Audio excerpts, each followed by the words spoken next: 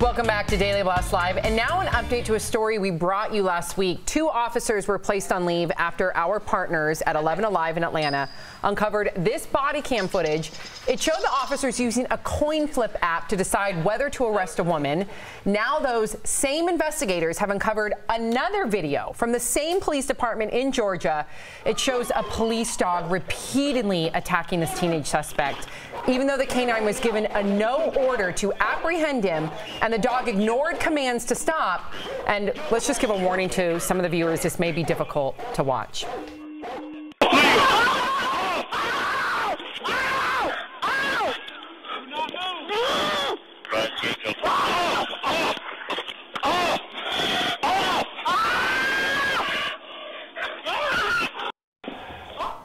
That is so hard to watch.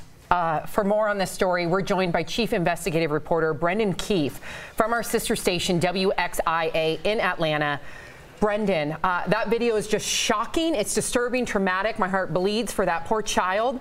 What happened to the teen, and what was the fallout over the canine not following commands? Yeah, obviously he went right to the hospital, but then he went to jail. And he was a passenger in that stolen car. So all of the charges were dropped because they were essentially thin to begin with. And then imagine this video being shown in court.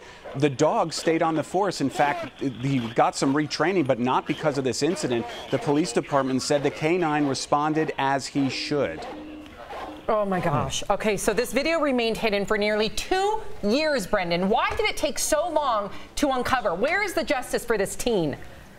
That's a good question. Why didn't they give us the video? We asked for it last January. We didn't get it until June. Here's what we got when we asked for the officer's narrative. All of these blacked out pages, completely redacted. They claimed the case was open simply because one of the defendants was still in some sort of pretrial diversion program.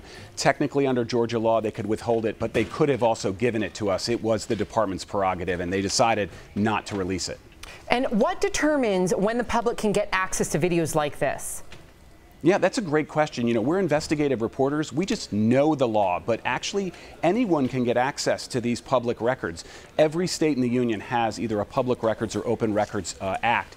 It takes some fighting. You have to know the law. And in this case, the department, they didn't want to give us any of this. We had to fight for all of this. We eventually got this unredacted. We eventually got the video. And now the department, the police department in Roswell, Georgia, says they're taking action. But they knew about this case for 2 years and did nothing. Brendan, thank you so much for exposing the truth and for continuing to fight. Thank you, Brendan. Thanks. Wow. Kudos to 11 Alive. I mean, what they're doing, exposing the truth, is so important. It's not just about the people involved. It's about the integrity of our justice system and the police departments. If these people are found to be unreliable, then how many cases have they done that are going to be unraveling because we know that there's some shady stuff happening behind the scenes? This is a big issue. And that video was so disturbing, that's why we only showed it once. What a slap in the face to send 11 Alive that redacted statement. That was an FU. This is our Justice Department. They have a responsibility to be transparent for the people that they claim to protect. And to send that document with all those black marks on it, to hold on to that video, to say that dog was retrained. That dog attacked and almost killed another human being. That dog is still out there? Are you kidding me? Well, clearly that dog was improperly trained. I don't think that police department should have dogs if they don't know how to train them.